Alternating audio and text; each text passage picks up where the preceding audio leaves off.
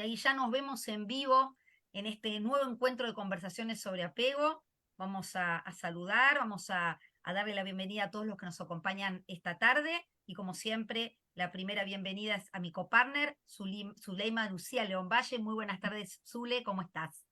Buenas tardes, Vanessa. Muy feliz, contenta de ver aquí nuestros invitados y también de verte a ti, Vanessa, que estás así toda. ¿Viste? Hoy estoy preparada para este encuentro tan interesante. Esta es nuestra conversación, Zule, número 41, ¿eh? Conversaciones muy interesantes que están todas en Excelente. nuestro canal de YouTube, Conversaciones sobre Apego, todas las conversaciones grabadas. Y hoy tenemos unos invitados especiales que ya han participado, que ya nos han acompañado. Hoy elegimos un tema interesante, ¿no? Zuleima, dijimos apego y trauma, así como suena. Imagínate, tremendo tema Un tre- para sacar cuaderno y lápiz, porque aquí estamos frente a grandes maestros. La verdad es que es una Absolutamente. delicia este programa. Absolutamente. Y como decimos siempre, la idea de estos programas no es sermonear, no es bajar línea, la idea de estos programas es poder prevenir, poder instruir. Sabemos que nos siguen no solo profesionales, sino personas interesadas en lo que tiene que ver con el bienestar, con los vínculos. Así que, bueno, ojalá que estos programas y otros, ya Roxana nos va a contar lo que hace también, y José Luis también, y María, sirvan un poco para poder crear conciencia. Empezamos, Zuleima, ¿te parece? Sí, empezamos y también saludamos a nuestro público en Facebook. Quiero decirle a los invitados que nosotros tenemos un público que también nos ve en vivo en el Facebook, y también voy a crear algunos de los comentarios o de las preguntas que ellos nos hagan en ese medio para seguir compartiendo aquí este café, como dice Vanessa. Bueno, voy a presentarles a María Casariego de Gainza. Ella es licenciada en psicología, docente titular del máster de psicoanálisis de la Universidad de La Matanza. Es miembro de IAN Argentina y además artista plástica. Además de ser toda una maestra y tener una cantidad de espacios de formación. Bienvenida, María.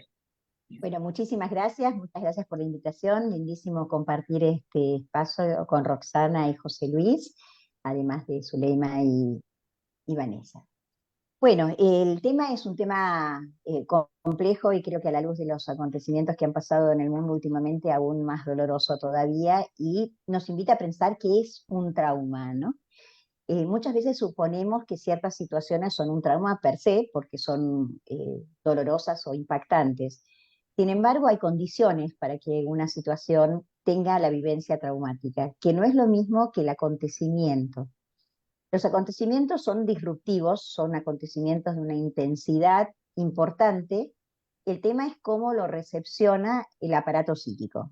El aparato psíquico es niño, adulto, en qué etapa de la infancia, o sea, evidentemente el tema del desarrollo y la capacidad, como yo digo, de tener cajita de herramientas para poder vérselas con estos estímulos influye mucho en las situaciones que nosotros hablamos como situaciones traumáticas. El tener recursos para hacer algo en ese momento es muy importante porque evidentemente minimiza la intensidad del estímulo, y la posibilidad de poder hacer algo tiene que ver con el desarrollo, con la evolución, con la maduración del aparato psíquico y con la vulnerabilidad. O sea, aparatos psíquicos adultos también pueden estar en un momento de vulnerabilidad, o justamente una de las características de los acontecimientos disruptivos es lo sorpresivo, lo que te agarra de sorpresa y sin estar con las capacidades de señal de alarma adecuadas.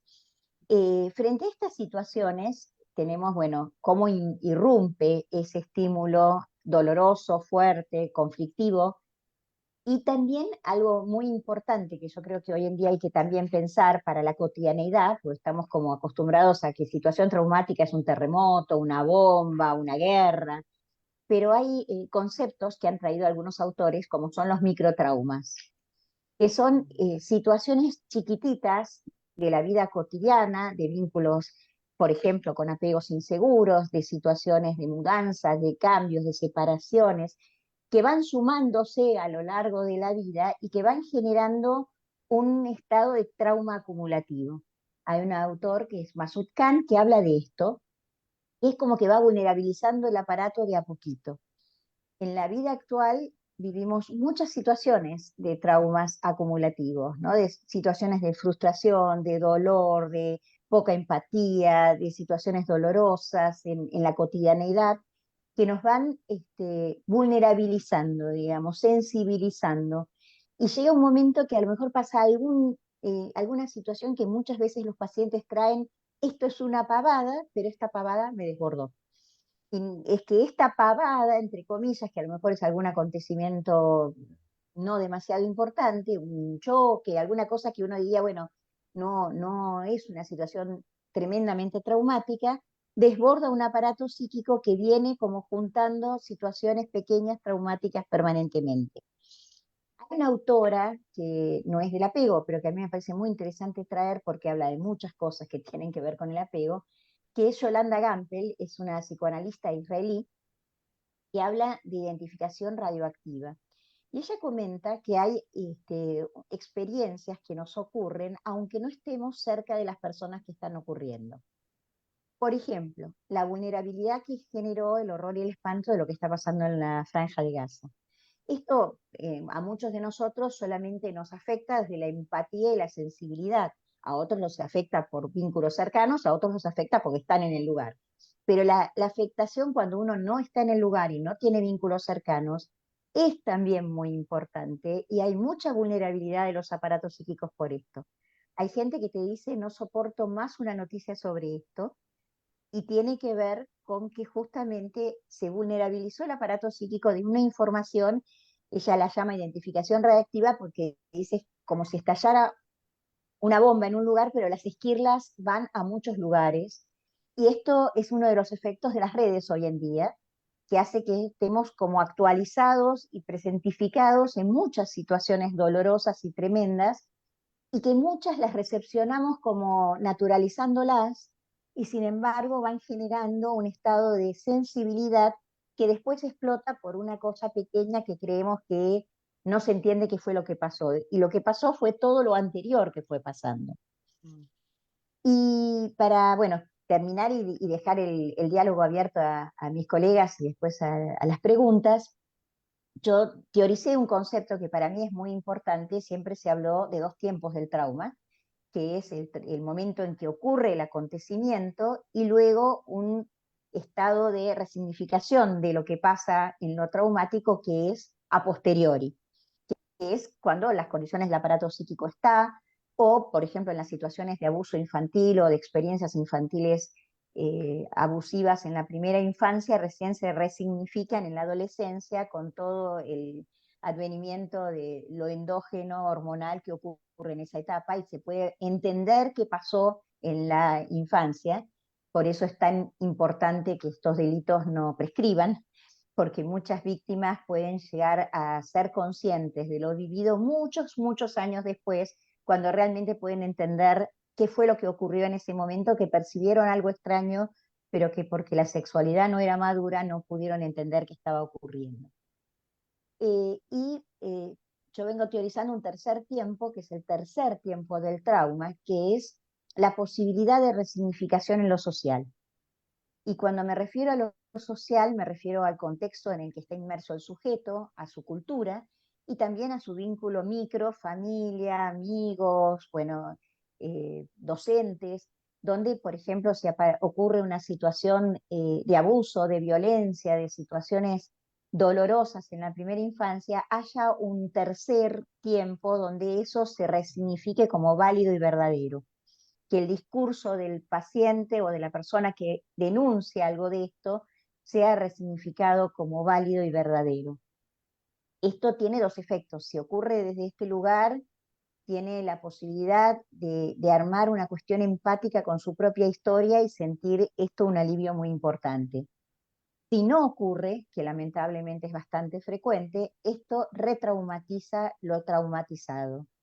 Muchas veces vemos en el ámbito judicial desmentidas o un exceso de pedido de pruebas y de cosas que a veces hasta son imposibles de lograr y hacen que la víctima se revictimice frente a este tercer tiempo del trauma que no le da categorización de lo traumático. Y por último, contarles que, bueno, lo que ocurre con lo traumático es que por la intensidad del estímulo y la incapacidad madurativa o de vulnerabilidad del aparato psíquico, no le permite al sujeto generar una representación. Es un monto de intensidad que irrumpe en el aparato y lo que ocurre hasta que este sujeto pueda historizar su situación y poder armar como yo digo, una película de lo que le ocurrió como protagonista, lo que ocurre es que se presenta.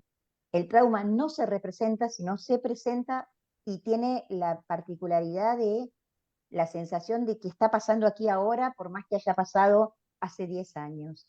Y la intensidad emocional es la misma. O sea, vemos la emoción que ha quedado absolutamente fijada en ese episodio y vuelve a repetirse como una situación con una actualidad total, aunque esto haya ocurrido muchos años antes. La posibilidad del proceso terapéutico es justamente lograr narrar con el paciente la historia y lograr que pueda representar esa historia y que no aparezca como flashback, que son como fotos que se le presentan al paciente de una manera muy angustiante y muy desesperante. Bueno, dejo. Muy interesante, María, gracias por esta presentación tan global, ¿no? Tan interesante que has hecho, entendiendo qué es el trauma, de dónde viene y cómo popularmente se habla del trauma, ¿no? Desde una jerga, de un lenguaje tan común, y entender que el trauma no es solo lo que pasa, obviamente que hay intensidades que evidentemente las tiene, pero es como la persona puede incorporarlas.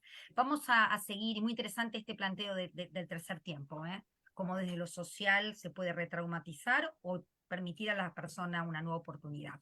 Vamos a presentar a nuestra segunda conversadora en estas conversaciones sobre apego, que también ya nos acompañó. Vamos a presentar entonces a Roxana Parra Sepúlveda. Roxana es psicóloga y psicoterapeuta chilena, estudió también en Barcelona, en España, y actualmente está viviendo en UK, en el Reino Unido, donde también había estudiado hace un tiempo en Tavistock, donde se especializó específicamente también en tema de trauma. Tiene una formación estupenda, enorme, sigue con sus consultas privadas y también nos ayuda en esto de la prevención y la difusión en este podcast tan interesante que ahora nos va a contar para quien quiere seguirla en Mind Your Mind, en inglés, pero ahora recientemente también con su versión en español. Muchas gracias, Roxana, por acompañarnos, y antes de empezar, contanos un poquito del podcast para los que también pueden seguirte y aprender desde ese lugar. Muchísimas gracias por esta cordial bienvenida. Estoy muy entusiasta, como tú has dicho, o sea, yo soy una conversadora, me encanta conversar, y creo que estas conversaciones que ustedes están llevando también nos sirven para continuar aprendiendo juntos, ¿no?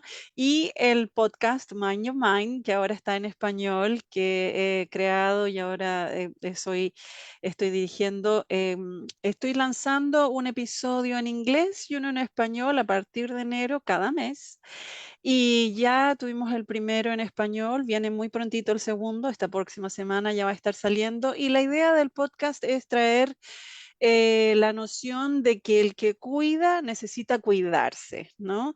Un poco lo que comentaba María también, este efecto, este potencial impacto que tiene el estar escuchando las historias de dolor, de terror, de mucho miedo, de angustia que traen nuestros pacientes, y que desde una posición de cuidadores, como terapeutas en este caso, también potencialmente nos podemos ver afectados, ¿no? Cada uno de nuestros pacientes y cada una de las personas que nosotros estamos ayudando, cualquiera sea nuestro rol y el nivel de conocimientos que tengamos, el nivel de experiencia que tengamos, nos toca de alguna manera, y desde ahí entonces, mientras más nos conozcamos a nosotros mismos, vamos a poder entonces entregar el apoyo a quienes nos necesiten desde un lugar nutrido, ¿no?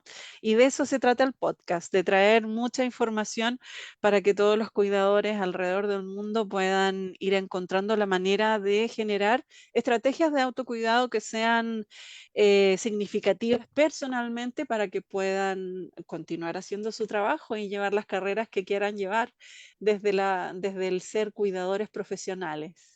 Sí, y el cuidado, volviendo al tema de trauma, ¿no? Qué importante el cuidado y la base segura y este lugar del terapeuta para ayudar a ponerle palabras a la narrativa de esto, del trauma, ¿no, Roxana? Sin duda, sin duda. Y lo que decía María, muchísimas gracias María, porque cuando yo estaba pensando en desde dónde hablar hoy sobre el tema de trauma y apego, que es tan amplio, ¿no? Había pensado justamente en estas narrativas, en cómo nosotros vamos desarrollando la historia de nuestra vida, la historia del uno mismo, que a veces desde estos momentos que son disruptivos y que a veces suceden antes que tengamos la capacidad de la palabra, cuando somos muy pequeños, o incluso después nos dejan en un lugar donde nos es muy difícil a veces encontrar palabras para poder explicar y darle sentido a esto que sucedió, ¿no? Y desde esos mensajes también que vamos recibiendo en las tantas interacciones que tenemos con nuestros cuidadores primarios, vamos desarrollando entonces las narrativas que vamos desarrollando a lo largo de la vida y que eventualmente forman los modelos operativos internos, que son este cúmulo de información que nos hablan de nosotros mismos, de nuestra relación con los demás y de la relación con el mundo. ¿Es el mundo un lugar seguro? No, etcétera. Y desde ahí entonces, desde esta dicotomía de la seguridad y el peligro, que no siempre es necesariamente un peligro concreto que esté ahí presente desde un evento concreto, sino que también a veces viene desde adentro, de tal modo que eso ya nos habla de experiencias que están como guardadas en el cuerpo, ¿no? Bessel van der Kolk habla sobre cómo la experiencia traumática también queda como almacenada en el cuerpo. Y eso no siempre tiene una lógica verbal, una narrativa que tenga sentido dentro de la experiencia y de cómo la persona se puede explicar lo que les pasa, ¿no? Porque ya sabemos que la memoria de las situaciones traumáticas es una memoria que está como em, que no está integrada, no es una memoria que tiene orden, que tiene secuencia, es una memoria que está así suelta en el aire dentro de nuestra mente y que vuelve, como decía María, ¿no?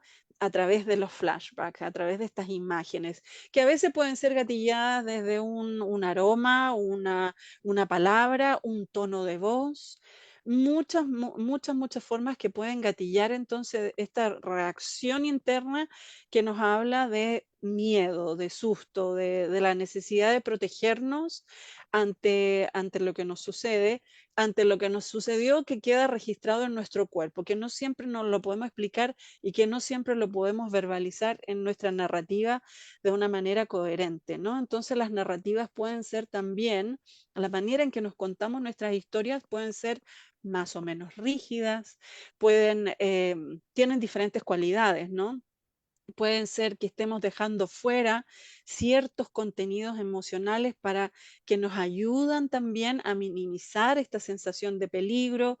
Yo estoy muy interesada también en el rol que juega la lengua en cuanto al trauma y vamos viendo cómo a veces el hecho de hablar en un segundo idioma sobre lo que nos ha sucedido nos puede brindar una especie de distancia emocional que nos permita entonces hablar de los eventos sucedidos de una manera menos, em, que nos permite conectar más con un estado de seguridad, ¿no? Entonces resulta resulta más fácil poder hablar y ponerle palabras a lo que estamos tratando de explicarnos y de explicar al otro, si lo estamos pensando dentro del espacio de la terapia.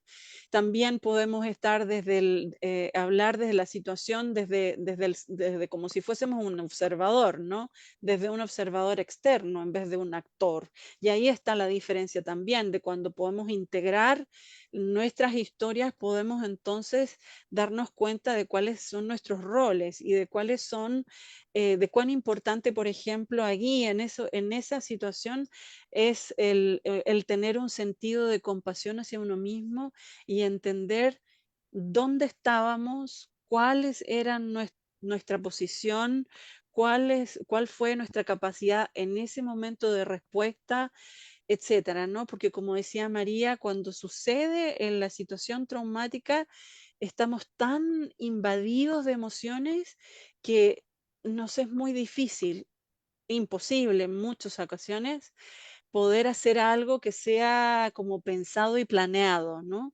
Esta parte frontal de nuestro cerebro se corta, se reduce su actividad, por lo tanto, entonces estamos en un modo de solamente reaccionar de la mejor, y siempre es de la mejor forma posible, con la capacidad que tengamos en la edad de desarrollo que estemos, etcétera. Entonces, el poder tener una narrativa integrada de nuestra historia vital tiene sus bemoles y tiene sus dificultades desde esta perspectiva, ¿no?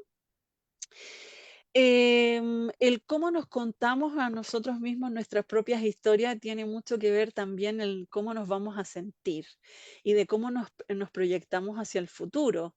Cuando estamos viniendo desde historias que están más bien desde lo seguro, vamos a tener mucho más esperanza, pero cuando venimos con historias que están conectadas con situaciones de abuso, con situaciones donde nos hemos visto sobrepasados de tantas maneras emocionalmente, físicamente, se hace más difícil y a veces hay un sentido de derrota, de fracaso, de tragedia, que es mucho más presente en la manera en la que nos contamos nuestra propia historia.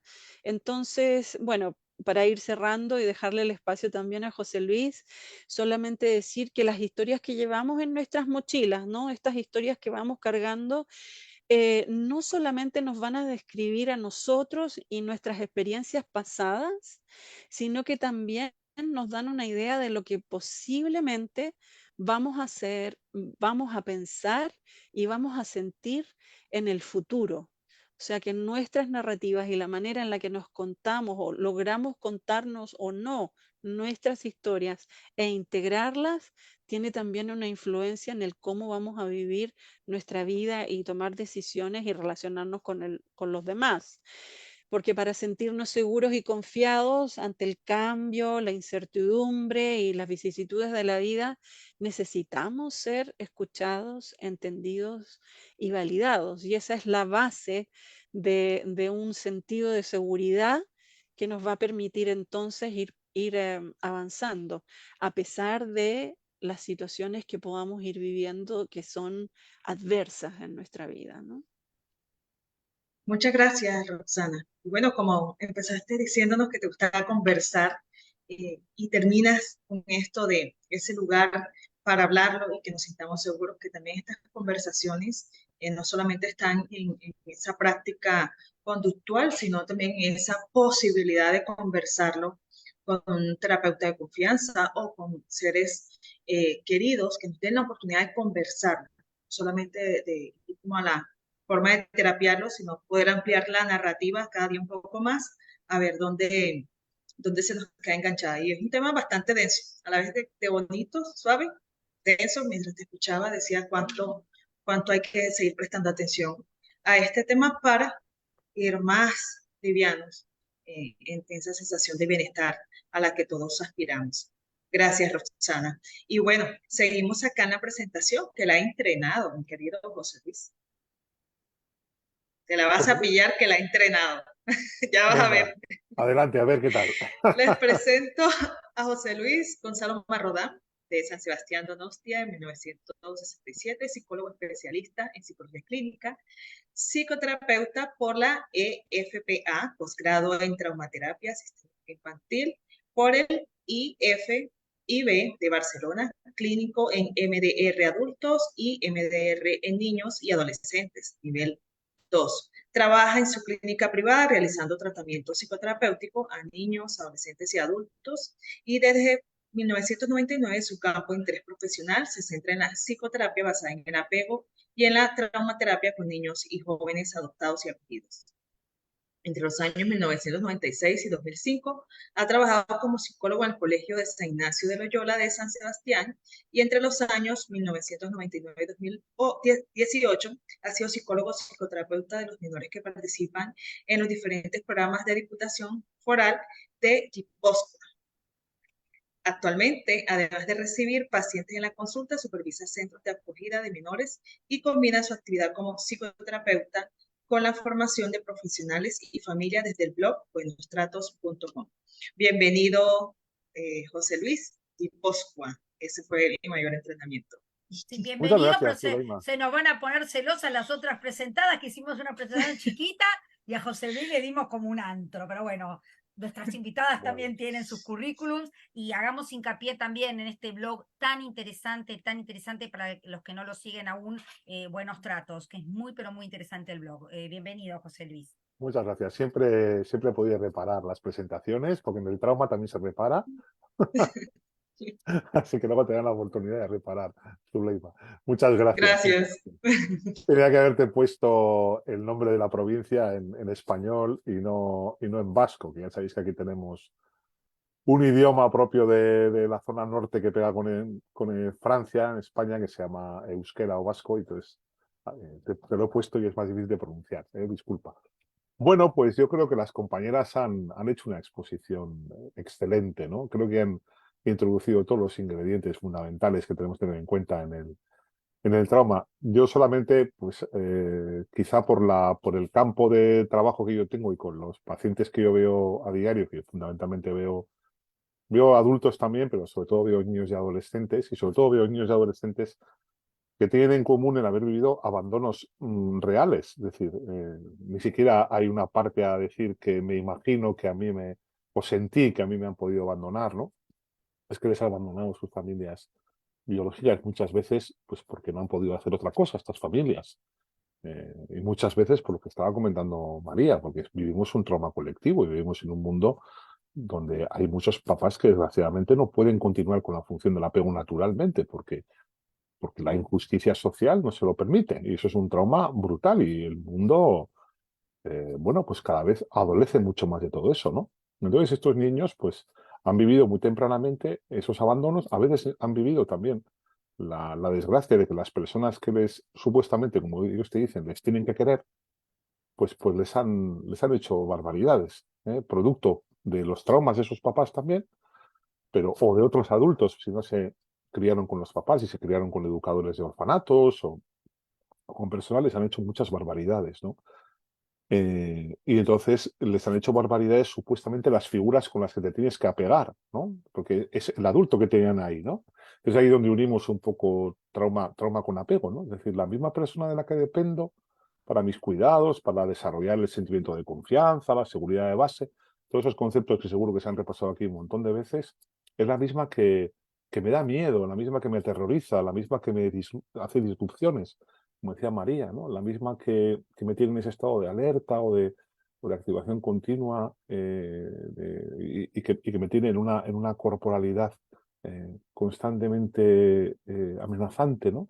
Entonces, esto que han desarrollado también algunos autores, ¿no? Como Giovanni Liotti o como Peter Fonagy también le he oído yo, ¿no? Cuando tienes que activar el sistema de apego y el de defensa, es decir, la misma persona de la que dependes para tu desarrollo psicológico es la misma que te causa la disrupción o la experiencia de maltrato o de abandono, pues qué difícil es poder integrar eso, ¿no? Y es ahí donde nos acercamos pues, a la desorganización del apego, ¿no? Donde desarrollas multiplicidad de yoes y no los puedes integrar, como decía Rosana, ¿no? Te resulta muy difícil poder reconstruir todo ese espejo roto, ¿no? Porque has tenido que a veces hasta disociarte, es decir, ser distinto en función del estado de ánimo del cuidador que a mí me hace daño, ¿no?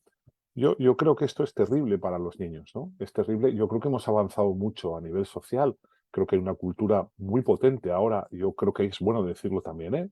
Es muy potente. Hay familias de acogida de urgencia que nada más nacer acogen a un niño en su hogar y le pueden dar la experiencia de apego seguro que necesita. Eh, Creo que las adopciones se hacen cada vez con más responsabilidad. Los papás adoptivos ya saben mucho mejor ahora que hace 20 años el tipo de niños con el que van a tener que criar. Y yo creo que todo eso incide mucho en la parte que decía María, que yo la subrayaría en rojo, y que es la parte psicosocial, ¿no? Es muy difícil que se produzca un proceso de reconstrucción, de narrativa, Rosana también decía integración, si no hay una participación psicosocial. Es decir, los papás de acogida, los adoptivos, o incluso los papás biológicos en su proceso de trabajo personal para poder mejorar sus competencias, si no tienen un entorno de apoyo, donde participen todos los profesionales que conforman la red del niño, es muy difícil el poder reconstruirse, porque al final el niño está con el terapeuta una hora a la semana, luego está con el profesor, está con el psiquiatra, está con el... Entonces ahí tenemos que crear todas esas redes terapéuticas para que consigan la sanación, porque sabemos que eso a largo plazo genera mucha resiliencia. Yo creo que toda la obra del gran Cyrulnik, que ya le conocemos todos, pone el acento totalmente en eso. Al final pone el acento en que la resiliencia no emerge en soledad. Es producto de un entretejido social, es producto de una construcción social, y ahí juegan un papel muy importantísimo todas esas personas que se encuentran con el niño,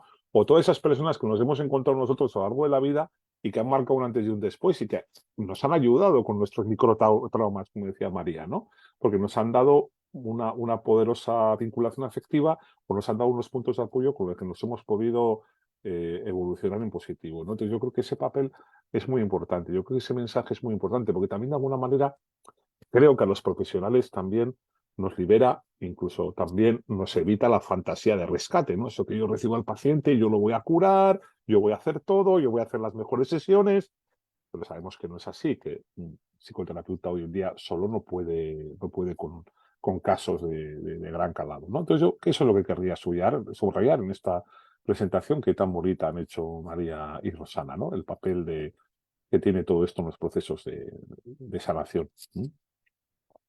Muy interesante, José Luis, entender que nadie se salva solo, ¿no? Que necesitamos de un otro, cómo los Sí, vínculos reparan. Creo que es un punto interesante para que quizá podamos comenzar nuestro café virtual, para entender que a veces el trauma es inevitable, es decir, trabajar para que eso no exista, pero cuando existe, entender, como vos bien dijiste, que esto se puede reparar y la reparación no se hace solo, así como el cerebro se va construyendo y la mente en función de las interacciones con otros, las interacciones pueden dar una nueva vida y pueden dar una nueva manera de cambiar estos modelos, como planteábamos también, de los modelos que planteaba Roxana de la narrativa, ¿no? De la manera en que me miro, la manera en que miro el mundo, la expectativa que tengo respecto del mundo. Así que abriría esta parte con esta idea de cómo el vínculo repara y cómo podemos y tenemos responsabilidad, ¿no? Individual y social en esta sí, reparación. sin duda. Yo creo que los pacientes nuestros, los que vemos a diario, nos han enseñado mucho. Yo considero que ellos son los primeros que enseñan a los psicoterapeutas, ¿no? Yo me acuerdo de las palabras de Judith Herman, ¿no? Y siempre dice que el psicoterapeuta es un profesional que es convocado a ser testigo de un crimen, ¿no? Que no puede tener tampoco un posicionamiento neutro, ¿no? Que tiene que ser testigo de la injusticia cometida. Y a veces la injusticia social, ¿eh? Es puramente social. No solo es una injusticia de que digas que este señor o esta señora le tocó unos genes o cosas así, ¿no? Sino que es una injusticia social. Entonces, en ese proceso yo creo que te dicen, no solo fue duro lo que me pasó, sino fue duro que nadie supo nada, me vi solo y sola, y me lo tuve que comer todo yo, y me lo tuve que tragar todo yo, y ahí me sentí yo, pues ahí te sientes en el vacío, en la angustia, en las cimas del trauma, ¿no? Sin embargo, si hay otros ahí donde tú puedes recurrir, y ahí está la función de la vinculación y de buscar esa ayuda que el apego tiene, ¿no? La de buscar refugios seguros, qué diferente es en la evolución de los niños, ¿no? Los niños que reciben ayuda temprana y ayuda buena, ¿no? De todo un sistema, qué diferentes a los que vemos ya de adultos que estuvieron solos en todo ese proceso, ¿no? Yo creo que suelen ser procesos mucho más, con mucha más complejidad, ¿no? Y cómo ayudar, digo, a reparar desde esto que también hablaba Roxana, de estas memorias implícitas, estas memorias almacenadas en lugares que no, donde no hubo palabra, donde no hay narrativa, donde hay simplemente cuerpo, ¿no? Esto que me parece también importante para comentar, que hay lugares que son difíciles de poner narrativa porque no contábamos con ese desarrollo neurológico. María, ibas a decir algo. Iba a contar, bueno, primero gracias Roxana y gracias José Luis, porque hermoso las participaciones y me hicieron pensar mil cosas, ¿no? Mm, Bueno, pensaba en esto que contaba Roxana de no integrado, justamente el mecanismo defensivo frente a una situación traumática es la disociación, ¿no? Armar núcleos disociados que cohabitan paralelamente con el resto del aparato psíquico. Quería traer una anécdota en relación a esto de lo preverbal o lo protoverbal. Yo acá en la Argentina pertenezco al equipo de trauma y trabajé en la atención de personas afectadas cuando fue la bomba de AMIA. AMIA era una institución judía que tuvo una bomba que implicó realmente un desastre en nuestro país. Y asistí a familiares, a pacientes y a personas que cuidaban también ahí. Dentro de las personas que tuve que atender había una señora que había estado en un estado muy panicoso y que solo la calmaba una canción que ella cantaba en yiddish. Pero ella me decía, yo no sé yiddish. Pero constantemente le aparecía esta canción como algo calmador para su historia. Y bueno, empezamos a tratar de averiguar de dónde había salido, hablaba perfectamente, o sea, era correcta, no era una construcción rara, hablaba en yiddish y era una canción preciosa. Y hablando con su familia, ella había venido a la Argentina de Israel al año y medio de vida y había tenido una abuela materna muy amorosa con ella que le cantaba esta canción. Esto lo supo reconstruyéndolo a partir de una tía. Ella no se acordaba ni de la abuela, ni de la canción, ni de nada, no se acordaba conscientemente. Pero en el inconsciente, ese era un lugar de base segura para ella de esta abuela que la maternó de una manera muy amorosa. Y después otra cosita más que pensaba es vos traías Roxana como la memoria, que es una memoria corporal y que cómo va produciéndose. Y las adquisiciones en el bebé, digamos, no, la primera es la olfativa, después es la auditiva y después es la visual. Y en el trauma, las percepciones se pierden en el mismo orden. Lo primero que se desdibuja es lo visual, cuesta hacerse la imagen, aparece en flashback, pero cuesta hacerse la idea. Después lo auditivo, qué se escuchó, qué se dijo, eso se desdibuja mucho.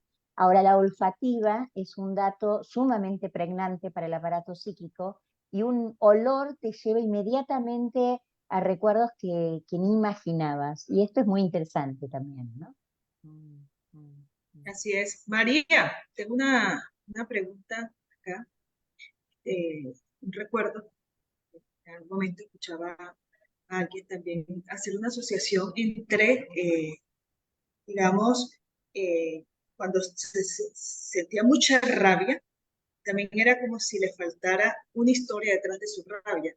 Esto que me muestras también como ese olor, y era como, ¿de dónde viene esta rabia?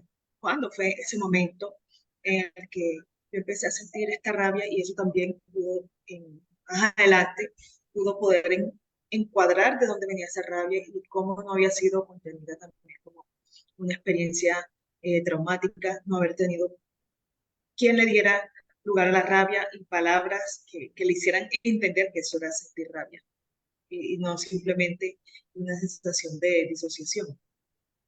Me llama la Es una atención. situación de disociación porque no se recuerda de dónde viene la rabia, está la emoción disociada de la representación, esa es la disociación. Pero tanto lo que decía Roxana como José Luis, yo pensaba en Winnicott en el concepto de terror al derrumbe, que vemos muchas veces en pacientes adultos esta fantasía de que todo se va a quebrar, todo se va a caer en un abismo y no saben por qué. Y Winnicott en esto nos dice algo que yo creo que es muy interesante en relación a lo que decía José Luis y que la teoría del apego lo toma mucho, que son las experiencias reales. Y Winnicott dice, el terror al derrumbe habla de un derrumbe que de verdad ocurrió en alguna época. O sea, en una época muy primaria, donde no hubo, donde hubo deprivación, desamparo, donde hubo esa vivencia y quedó impregnado el aparato psíquico de esto y luego se reactiva en la vida adulta y la sensación del sujeto es, bueno, no sé de dónde viene esto, como decís, de la rabia. La rabia es un afecto que se desprendió de lo que pasó, pero lo que pasó pasó en algún momento que generó ese afecto. Se disoció la representación se borró, la idea de lo que pasó se borró, pero el afecto queda ahí circulando y buscando nuevas situaciones para agarrarse rabia, para volverse a enojar, digamos, porque esa rabia está ahí buscando alguna idea para poder encontrarse, ¿no? Poder salir. Y digo, también Fantástico. es interesante entender la disociación como una estrategia, ¿no? Esto que hablamos de las estrategias, que quizá para ese momento es funcional, digamos, pero que evidentemente la idea del acompañamiento y la idea de poder poner palabras, como bien plantea Roxana, nos lleva a darnos cuenta que quizá eso hoy no es una estrategia que hoy me haga bien. Y un poco el desafío es ese, entender que las estrategias quizás son útiles, aunque no buenas, pero son útiles para ciertos momentos, pero en otros momentos tenemos que plantearnos. Y por eso me interesó la postura de Roxana cuando planteabas el tema de la narrativa, y antes de entrar al aire hablábamos de estos renglones en blanco que aparecen disruptivamente en una narrativa que pareciera como con cierta coherencia, y de repente hay como una salida de la realidad, ¿no, Roxana? Claro, porque justamente, como dices tú, estos procesos disociativos o el tener, ¿no? El que perdemos esa continuidad a la narrativa de quiénes somos, ¿no? La continuidad del ser, del self. Tiene que ver con eso, con que también a veces es necesaria para poder mantener un cierto equilibrio interno, ¿no? Nuestro sistema nervioso es tan sabio y funciona desde una parte muy automática. Hay muchos procesos que suceden que son absolutamente inconscientes, pero que nos están permitiendo monitorear el mundo persistentemente y que lo necesitamos para poder sobrevivir como especie. Y es interesante también lo que decía María, que tiene que ver con cómo todas nuestras narrativas también están influidas por los diferentes mensajes que vamos recibiendo por nuestros cuidadores primarios, pero también en estos días que recibimos la información que nos llega por los medios sociales de todo tipo, que también juega un papel muy importante en los procesos reparatorios, ¿no? Y de cómo entonces me hace pensar lo que estamos hablando en el crecimiento, en la integración post-trauma, ¿no? Y cuánto el ir regulando el con qué nos vamos a alimentar en términos de mensajes, de información, de noticias que vemos, que no vemos, o lo que leemos, lo que no, nos puede permitir entonces entrar en procesos que nos ayuden a entendernos más, ¿no? Y poder hacer estas integraciones, de decir, ok, esta rabia, por ejemplo, ¿no? De la que estábamos hablando, tiene que ver con esto que me pasó allá, ¿no? Es como que vamos haciendo conexiones entre estos dos puntos vitales donde no había una conexión por muchas razones, ¿no? Y porque también tiene que ver con un tema de autocuidado que es automático, que surge como una necesidad ante la adversidad. Y, mm, y sí, el olfato también, ¿no? Que tiene que ver muchísimo con en las dos cosas. Estoy pensando en los procesos reparatorios y en los procesos que son traumáticos, ¿no? De experiencia traumática. Y que sirve en las dos direcciones, ¿no?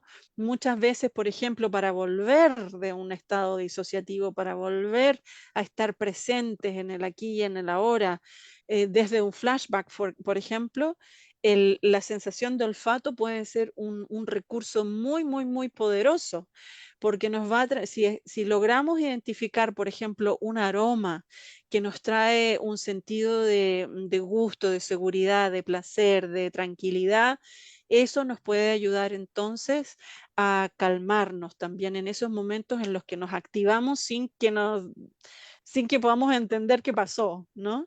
Porque nos vamos activando desde un punto que está más bien inconsciente.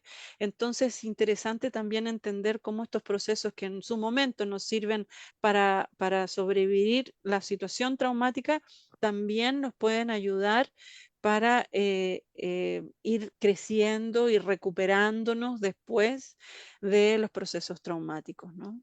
Mm. Gracias, Roxana. Y también pensando en las personas del común que no son psicólogos, que muchos maestros también nos ven, madres, trabajadores sociales, educadores, que puedan también comprender que ante estas señales de alarma, porque de repente se empieza ya a organizar un poco la información, hay que ir a la terapia, a crear un espacio seguro para esa salud mental que empieza a necesitar otros recursos.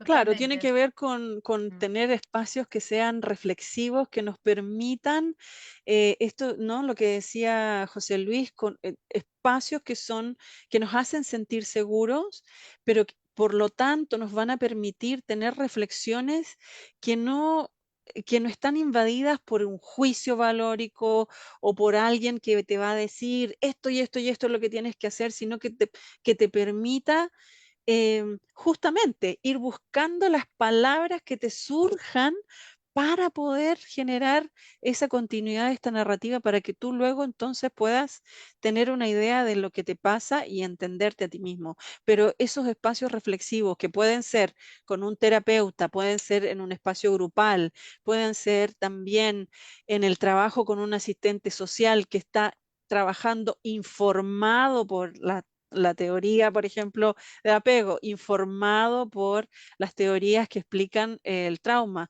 Judith Herman es una persona que a mí me ha influenciado muchísimo, muchísimo en el trabajo que yo hago con las recuperaciones post-trauma. Entonces, sí, son esos espacios reflexivos que son muy necesarios, no solamente para nuestros pacientes, pero también para nosotros los profesionales, Mm. independientemente del rol que estemos teniendo. Sí, ¿Puedo decir una María, quería cosita? decir algo, sí, por supuesto. Recién, Roxana, dijiste algo muy importante, que es, bueno, muchas cosas que dijiste son muy importantes, pero digamos algo que me quedó resonó mucho, que es esto de la culpa. Cuando se han vivido experiencias traumáticas, aún no solamente de situaciones abusivas o de violencia, o estoy hablando inclusive de haber estado en una situación de guerra o de bomba, se vive situaciones de culpa o de haber salido vivo o de haber, por ejemplo, me contaba el otro día una colega de la Franja de Gaza que hubo gente que frente a la situación de shock de la entrada en los kibbutz se desmayó y creyeron que estaban muertas y por eso se salvaron, pero tenían mucha culpa de no haber podido socorrer a nadie y no haber hecho nada y haber tenido esa reacción fisiológica. Y es muy interesante pensar esto porque también en las situaciones de abuso, en las situaciones de violencia, hay una culpabilización de qué hice yo para esto, cómo generé esto. Y esto que decía Roxana de un ambiente facilitador, diría yo, ¿no? Un ambiente que permita que circule la palabra sin ningún juzgamiento y con contención para que se pueda ir armando la historia que se pueda ir armando. Sí, y es interesante esto, María, también que planteas de la culpa, ¿no? Porque también sería interesante entender la función de la culpa, porque la culpa también me da poder, me da la posibilidad de entender si es mi culpa, yo hubiera podido controlar algo, me deja como con algún lugar de gestión, porque si no, estoy librado realmente a lo que ocurre. Es decir, la culpa me rescata a mí, me parece, como reflexión de la posibilidad de que algo pueda ser diferente si yo hago algo diferente. Lo que pasa que sabemos que eso no ayuda en el proceso, ¿no? Porque nadie tiene la culpa si uno es pequeño de sufrir situaciones que no tienen que ver con uno, ¿no? O si de Este ser es un... grande saliste en una Mm, cuestión de autoconservación, porque digamos, también hay momentos que no son racionales, son de autoconservación y no hay que tener culpa por eso, ¿no? mm. Es muy importante. Totalmente. Yo hablaba con María en otro contexto, pero decíamos, mismo citando como hizo José Luis a Cyrulnik, que él contaba que no solo fue muy fuerte toda su historia de vida, sino lo que a él lo más lo traumó, en sus términos, era que cuando él quería contar lo que él vio o que lo que él sufrió, la gente no quería escucharlo porque les dolía. y entonces a él lo que más le dolía, le dolió más este silencio social que el evento en sí, ¿no? Porque el evento era doloroso, pero que encima se lo negaran. Y yo pienso en un montón de situaciones sociales, desde violencia, desde la guerra, desde guerras. Acá tuvimos una guerra, como por ejemplo la guerra en Argentina de las Malvinas, en donde no se dio también la posibilidad se escondió todo, acá no pasó nada, ¿no? No pasó lo que pasó y lo que viste no fue, ¿no? Esta frase también importante que plantea Bowlby dentro de lo que es el apego, ¿no? Sí, porque ahí tiene Cyrulnik la frase esta famosa suya, ¿no? Que dice que el horror de lo imaginario es terrible y el dolor de lo real tiene un punto de esperanza, ¿no? Entonces, si a la persona la aíslas, la dejas con todos sus, como decía la canción, ¿no? El sueño de la razón produce monstruos, ¿no? O sea, te quedas con todo ahí dentro y es brutal, ¿no? La gente que lo ha vivido sola, es increíble cómo algunas han logrado sobrevivir con todos estos mecanismos, pero cómo han logrado incluso sobrevivir a eso, ¿no? Y cómo la disociación, otros mecanismos les han ayudado en este caminar para pues no devastarse, me imagino, ¿no? Porque tiene que ser terrible sufrir un trauma de apego y no tener a nadie con quien poder compartir eso, ¿no? Sí, no ser escuchado. La parte Hay, relacional, sí, perdona. No, termina, iba a José. decir, perdón, en Sí, lo que sí, estás sí. diciendo tú, José Luis, o sea, pensaba, muchos sobreviven y tienen un poder de resiliencia muy importante, y muchos se enferman, y muchos se enferman con enfermedades psicosomáticas. Efectivamente. Mm. Efectivamente. Ibas a Pues, comentar algo, José Luis, sí, de lo bueno, relacional. el poder de lo relacional, ¿no? Inclusive también creo que en la psicoterapia, ¿no? Creo que, bueno, además María nos puede hablar mucho mejor de todo eso, ¿no? Pero la evolución del psicoanálisis a lo relacional creo que ha sido un paso muy importante, ¿no? Porque ha permitido que los pacientes tengan, bueno, pues mucha más participación por parte del psicoterapeuta, ¿no? Y no ese distanciamiento, esa neutralidad, ¿no? Que yo creo que a muchos pacientes que vienen de modelos más clásicos, pues no les ha beneficiado, ¿no? No les ha beneficiado, sin lugar a dudas. Sí, creo que eso ha sido un gran avance, un gran avance. Además, sin desterrar lo anterior, ¿eh? Simplemente creo que haciéndolo evolucionar, me parece a mí. Y yo creo que todavía la gente... Escuchando, ¿no? Escuchando, Freud Exacto, tiene una frase hermosa que dice sí, que nos enfermamos por amor y nos curamos por amor de transferencia. exacto, O sea, y es verdad, nos exacto. enfermamos por lo que no tuvimos y podemos volverlo a tener en la Sí. vida adulta en el vínculo, ¿no? Exacto. Y yo creo que es muy bonito bueno, que es algo bipersonal, ¿no? Entre dos personas, el paciente y el terapeuta, se interinfluencian mutuamente y ahí es donde muchas heridas también se pueden reexperimentar, pero de tal manera que sea diferente, ¿no? Que se resignifiquen de una manera muy diferente, ¿no? Porque no ocurre lo que ocurrió, sino que se le da un significado diferente, ¿no? Y ahí la participación del terapeuta, qué bonita es para conseguir estos procesos, ¿no? De sanación. Sí, de reparación, ¿no? Sí, sí, sí, Que el terapeuta pueda hacer una nueva forma, un nuevo modelo exacto. de vinculación, Sí, y que pueda dar una nueva manera de sí, mirar el mundo y de mirarse. Estamos efectivamente. sobre la hora, ¿no, Zule? Estamos sobre Ya la se ha pasado hora. la hora ya. Qué Tan rápido, ¿no? rápido. Para unas Estamos, cuantas horas más acá, ¿eh? Sí. Nada, ya hacemos y, edición especial, ¿eh? y yo aquí omitiendo el reloj, como que no me estoy dando cuenta. Sí, Porque, de verdad, hemos tenido muchas preguntas, ¿no? Zuleima también de Facebook, pero lamentablemente no llegamos. tenemos preguntas de Facebook, tenemos saludos. Nos saluda desde Cáceres, España, Marcos Javier, y nos saluda también Carolina Salinas desde Iquique, en Chile. Si tenemos Wow. preguntas, saludos para aquí nuestros conferencistas, para Roxana, María, Rosa Luis. Pero, o si no tenemos hoy el tiempo, esto ha estado muy bueno, muy profundo.